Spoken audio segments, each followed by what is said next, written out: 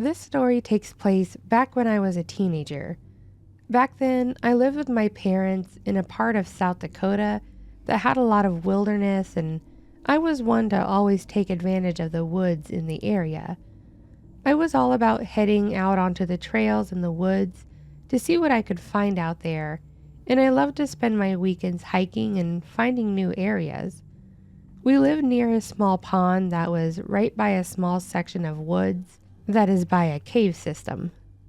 I spent way too many hours of my teen years in that little cave system, and I honestly love to spend my entire days out in the wild, just taking in the sights and sounds. That said, nothing is perfect, and there were a few close calls I had when I was young and thought I was invincible.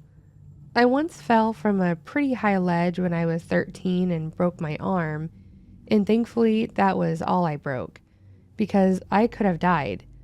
No, that's not the scary story, just a point of note that tells you who I am as a person, as a risk taker, an idiot, essentially. I used to go out and do pretty much whatever to whenever, and then head home and do it all again the next day. Like I said, nothing is perfect, and I can recall two specific stories that made me feel maybe spending all of my time out in the wilderness where no one knew where I was, maybe that wasn't such a great idea in the end.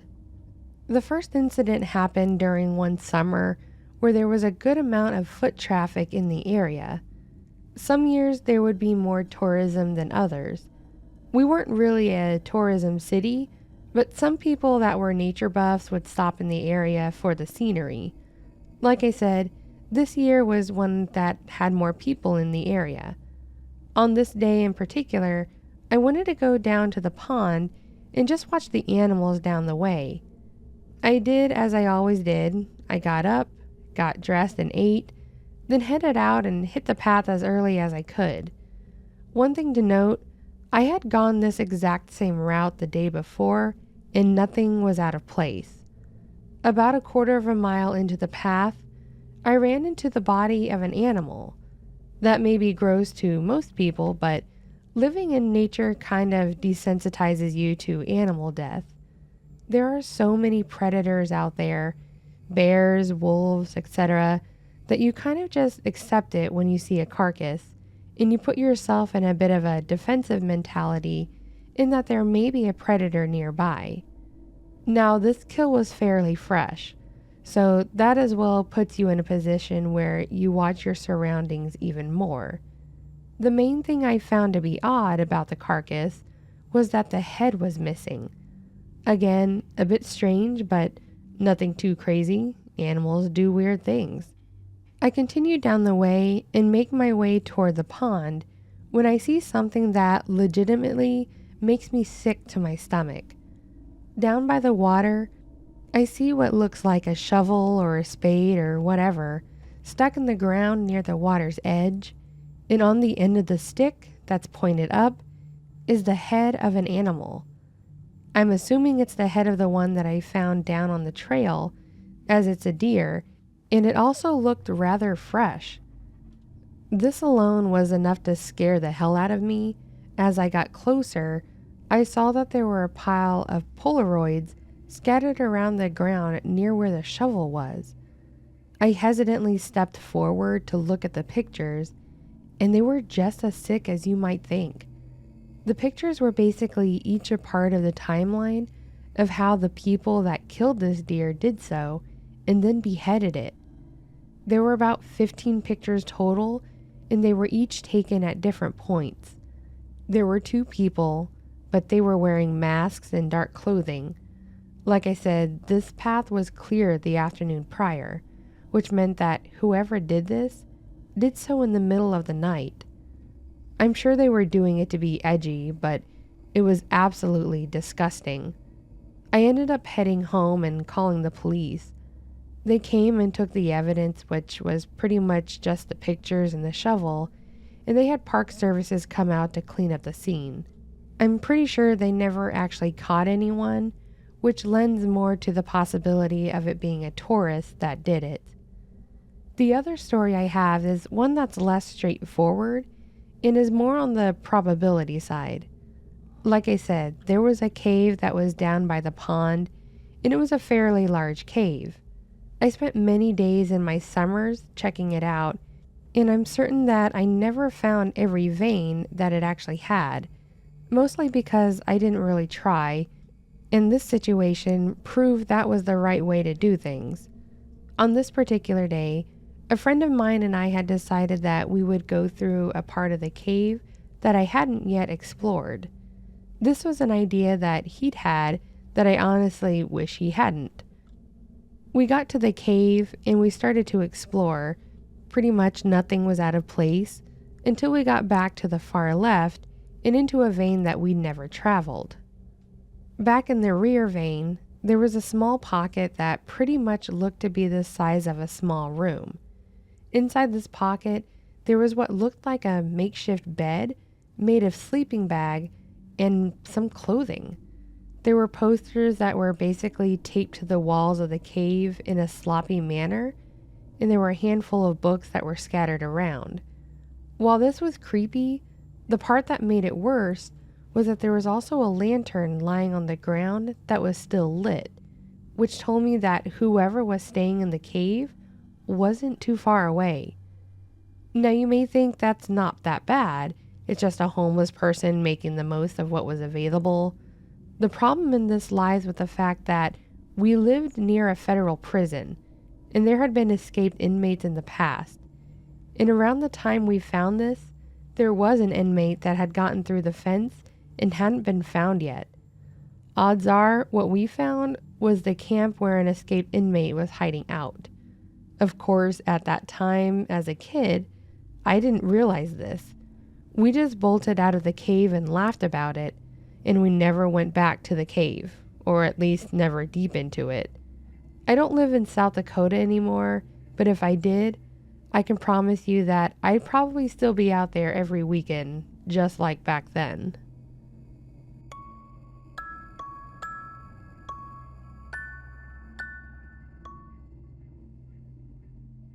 Have you ever experienced a place that makes you so uncomfortable that you avoid it at all costs, but at the same time it draws you to it? There's this forest in my hometown that my parents used to take me camping in as a kid.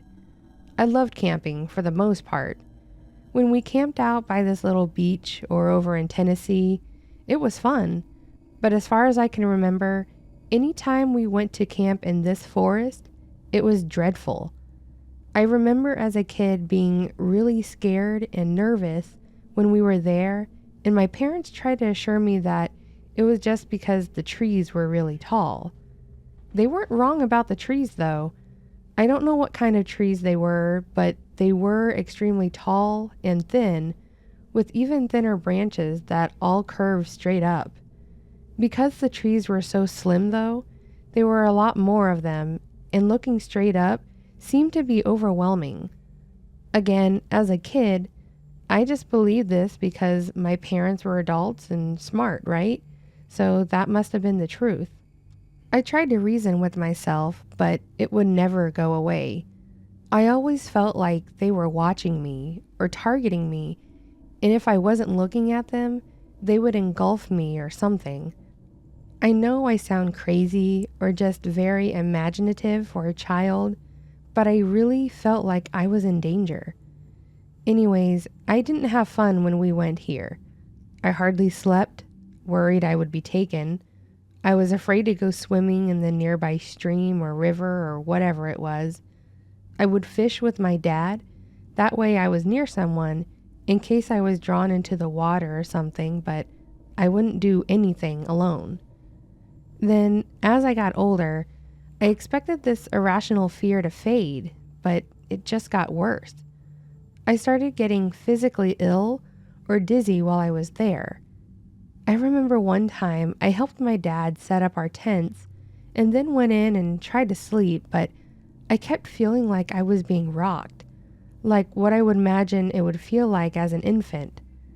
To make things worse, it would fade about an hour after we left, so my parents would think I was faking it. It pretty much ruined camping for me because that was typically where we camped, So I would try to suggest another place, or I would end up faking ill a day or two before just to try and get out of it. Sometimes it worked and I would be left at my grandparents', but not every time.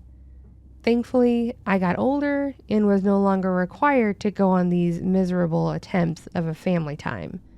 My parents split up.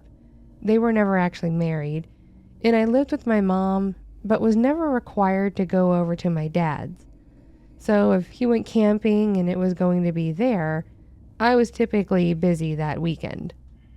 Many years later, I am an adult, living on my own, and just recently moved back in with my mom.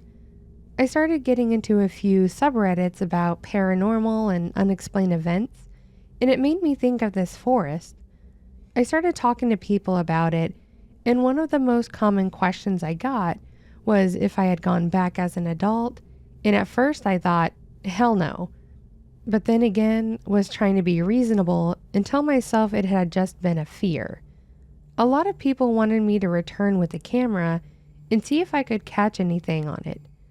I didn't have anything going on as I was in between jobs, which is why I was moving back home, so why not go and see if I really was a paranoid kid or if I was about to go viral.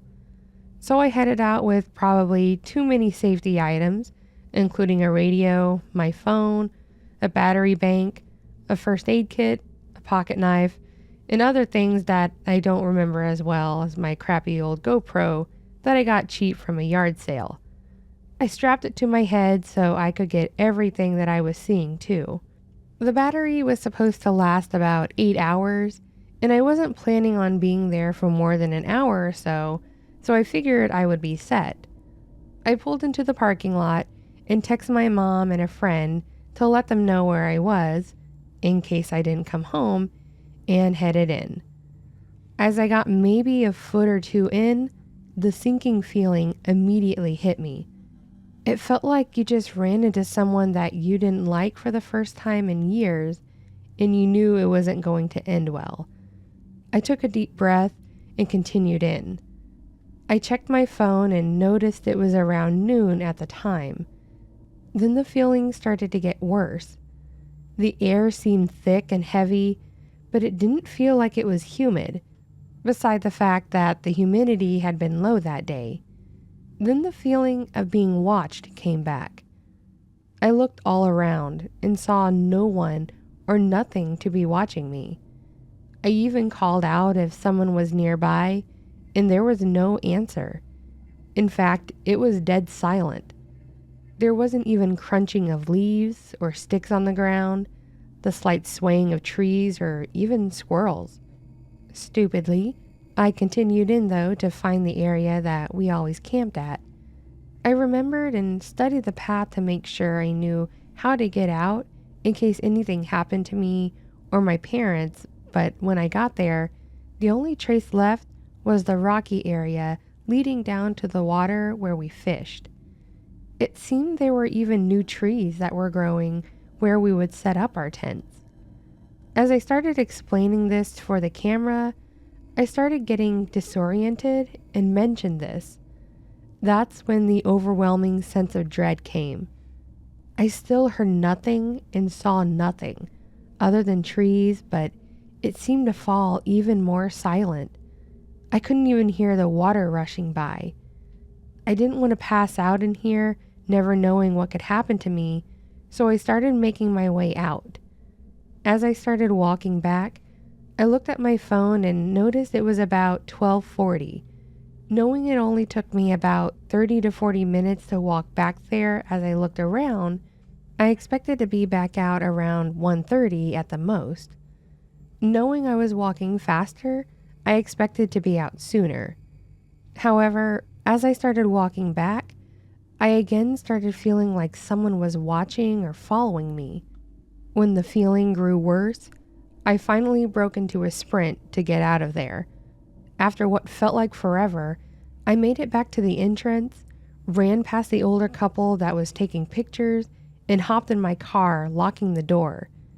As I sat there trying to compose myself, I noticed the sky was a pink and orange color and the sun was setting. I thought this wasn't possible since it was only around 2 when I pulled out my phone and noticed it was nearly 6. I had lost 6 hours, and that's when I noticed I had several missed calls and texts from both my mom and my friend. My friend knew how I felt about these woods, so they were trying to make sure I was all right. I know I didn't get the best reception there, but I had missed texts in between 1 to 6 since I had been out. I turned on my car, and the clock on it also confirmed it was around 6. I still have no explanation as to how I lost so much time. To add to my fears of this place, I went home, passed out, and checked the footage the next day. To my surprise, or rather confusion, the battery was dead and there was only about 2 or 3 hours of footage on it. It all started as I remembered, walking up to the camp area, talking to myself. I walked up to the water, and then as I was talking about where we camped, the video seemed to cut in and out, and then it was just horrible static with a bad grainy video of these trees. It was like that for most of the video until it came back to me talking about leaving and running back. How could there be so much time of just the trees, but then cut right back to the video like no time was missed? It was like this footage was added to it. So I have the video showing I was there for like 2 to 3 hours, but according to my phone and my car, I was in there for nearly 6. I showed my friend and they thought it was creepy as well, but now several years later, I can't find where I kept or saved the footage, and the GoPro was stolen, so unfortunately all I have are these unwanted memories of that place. I still don't know what to make of it. If anyone has any ideas, I'm willing to listen. I don't know if there is a spirit there or if it truly is the trees, but I think I got lucky on that last visit, and therefore, no matter what, I will never go back.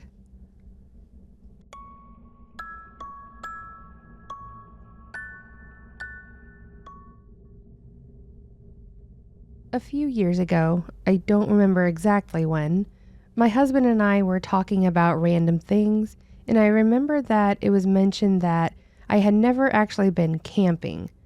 Like, I had camped in my own backyard as a kid, but I had never had an actual camping trip. This was apparently the wrong thing to have mentioned to him, because within the week, we were making plans, or more so, he was making plans, to have a camping trip within the month. He went all out on it too.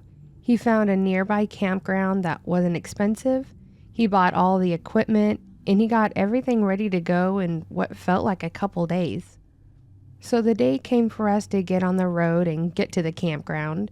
We packed up all our clothes and daily items, got the stuff in the car, and headed out. I admit I have never been such of a nature lover. As a kid, I was more into staying inside and playing my Nintendo than going out and hiking or swimming or whatever. Yeah, I know that sounds like a boring childhood, but it was mine and it was what I liked. So needless to say, when we got to the actual campground and it was nothing but empty space and trees, I was a bit enamored. It was gorgeous. He had found a spot that was near a small waterfall that was over a small pool of water. On top of that, it was pretty isolated in that there were no campers anywhere near our spot.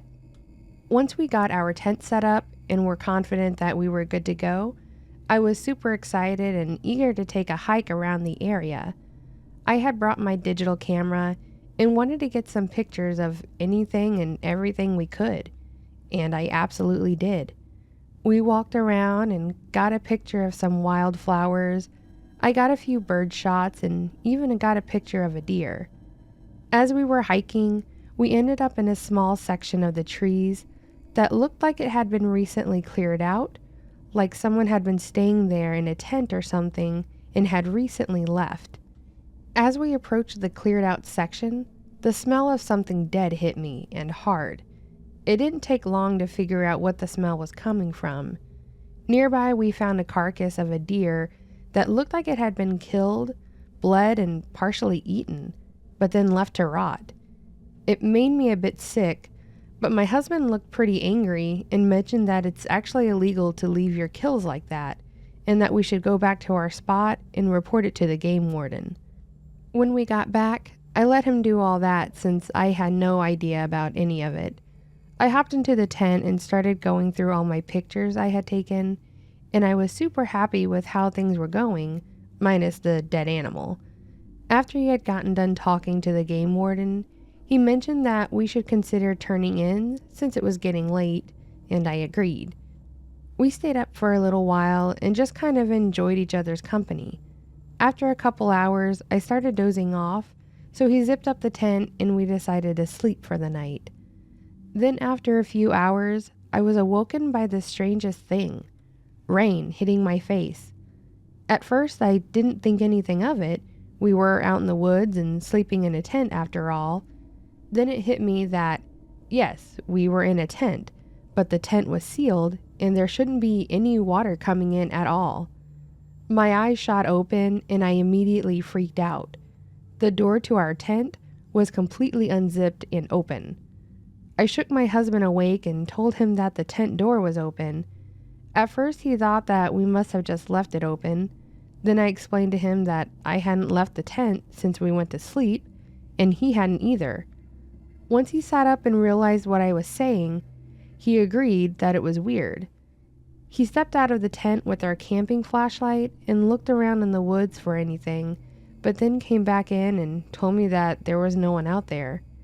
We both kind of had to just accept it for what it was, and we confirmed that nothing was missing, so it was just a weird situation. However, it got weirder.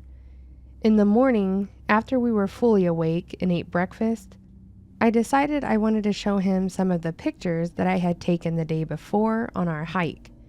I turned on my camera and went to the pictures, which immediately takes you to the last picture that was taken. There, on the screen, was a picture of myself and my husband sleeping in the tent. The timestamp was around 2 a.m. on the night before, which seriously scared the hell out of me. I immediately showed him the picture and mentioned the whole tent door being open thing. I was panicking. He, of course, told me to calm down. Then I told him that whoever it was that had opened our tent was able to reach past me, grab my camera, and take a picture of us without me noticing. My camera was right by my head. I don't think the weight of what could have happened really hit him, but it was definitely apparent to me. If this person was any more of a psycho, I likely would have been dead. At my request, we ended up packing up all of our stuff and headed out to the office for the campgrounds to file a report. They took the info and then probably did nothing with it, but at least they were aware of the situation. This was the one and only time I have ever been camping, and I don't think I ever will feel comfortable doing it again. Mostly because I don't know if this person had malicious intent or if this was just some dumb prank or something. Either way, it scared the living hell out of me.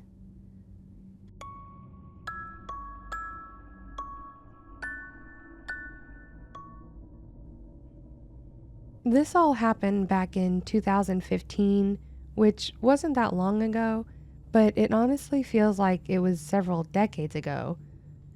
Completely off topic, but these last 3 years have felt like 3 lifetimes, and remembering 2015 makes me feel seriously old, and I'm only 32 as of last month. This happened before my wife and I were married, and we were just dating and honestly weren't even sure if we were going to be a permanent thing. I won't give the exact location of where I live, but we live in a northern state with a good amount of wilderness and back roads that, nowadays, pretty much lead to nowhere. I'm sure there was a time where they were important, but now it's just dirt roads that have no real destination, and you can spend way too much time on them getting lost and just taking in the scenery. Eventually, you'll end up back in a main road or small town, sure, but if you're not careful, you can seriously pull up into somebody's backyard and get greeted with a shotgun in your face. Some of these roads were used as logging and mining delivery roads, but as time has passed, those industries have died down in our area, and the roads have been practically reclaimed by nature. We'd gone and gotten lost a few times in those areas, and there was one time we actually found an old abandoned mine that was more or less a cave now, with the back end collapsed. On this particular day, we had actually wanted to go back out to the area with the cave, and were thinking about getting some nature shots of the inside of the cave and just the woods around it. It had been about a year or so since we'd been there, and we kind of had the way memorized, but at the same time the growth had changed and made it to where things were looking a bit different. What made it worse was that it was actually starting to rain a bit, which was going to make navigating the abandoned dirt roads harder and made it more likely that we'd end up getting stuck. We had been driving for a while, and at that point I had decided that we likely weren't going to find the cave, and the rain was coming down pretty hard. I had decided that we would go ahead and pull over and just wait out the storm. I turned down what looked to be a flat road without much in the way of hills or valleys and pulled over to the side, then parked the Jeep. At first, I was pretty happy that we'd found a nice flat area to park and waited out. But then it kind of hit me that where we live, it's not really flat, and that this area was kind of unnaturally placed in the middle of an old mining road. My girlfriend didn't really seem to realize how strange it was, but as I was looking around, I started feeling a bit uneasy. To the left was pretty much just your normal woods, but to the right was what looked to be an empty field, like purposely empty. It was as if someone had completely cleared it out and was just leaving it dead. After a while of just sitting there and talking and resting my eyes for a few minutes because, as uneasy as I was feeling, the sound of a heavy rain against the roof of your car is enough to knock most people out. The rain had started to slow down, so I was able to actually see what was around. For the most part, it looked empty, just trees to the left, field to the right, but then I noticed what looked like an old camper near the edge of the field. When I say old, I mean old. It was beat up, rusted, and looked like it had been abandoned for a few years. I pointed it out to my girlfriend, and she excitedly said, "Let's go check it out. Maybe they'll know where the cave is." Yeah, she actually said that we should get out and go toward the creepy old abandoned camper or RV, or whatever you want to call it, and ask if they know where to find the abandoned mine. I kind of laughed at her and mentioned that that was how horror movies started, and she just kind of laughed at me and said, "Yep," then opened the door, which meant we were seriously about to go check it out.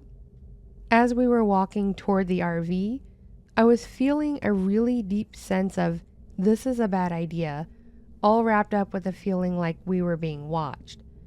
My initial thought was that maybe there was someone in the RV and they were camping out here, but honestly, with how trashed it looked on the outside, I really didn't think someone could be living in it. We got up to it, and she knocked softly on the door. After a few moments with there being no answer, she knocked again, and I decided to kind of look around the RV because I was pretty well convinced there was no one in it. When I got around to the side you couldn't see from the road, I was proven correct. There was a massive hole in the side that I could see into. She yelled over that she didn't think anyone was there, and I told her that she was correct. And as I was sitting there just kind of staring into the hole, she opened the door and walked into the RV. I was genuinely surprised and asked her what the hell she was doing. She said that it was likely abandoned and no one would care. I mentioned that it could be a crime scene or there could be a dead body in there. While the last statement was a joke, she responded with, "You might not be far off." I asked what she meant and walked around to follow behind her. In the RV was a bunch of clothing, like really old clothing that was dirty and torn up. Some of it was stained brown with what was either blood or something much more disgusting. It got worse the more we looked around. There was the clothing, but then there were also what looked like toys lying around. There were boxes of really old food in the kitchenette area, and then when we got to the bed area, there were what looked to be really old handcuffs connected to a pole that was affixed to the floor. Both ends were still closed, like that person had them on and was able to slip out of them, or like they were relocked, but they were dirty and rusted over at this point. After seeing that, I was done looking around this thing. I told her that we needed to go. To my surprise, considering this was her idea, she actually agreed. We got out, and as soon as my feet landed on the grass, I seriously got hit with a sense of someone was there. I looked around and I didn't see anyone, but I knew that there was someone watching us, which scared me even more. My honest thought was that there was someone living in that RV and we had intruded on their home. Obviously, we just showed up when they weren't in it. I don't know how someone could have possibly been living there, but I think they were. We quickly made our way back to the Jeep and decided to just give up looking for that cave, and we seriously never went back down those old roads. Something about the RV and what was in there was too much for us, and there literally is nothing in this world that will ever make me want to go back and see if it's still there or go anywhere near it. Nowadays, when we get that feeling that we want to go out and be one with nature, we just go to the park.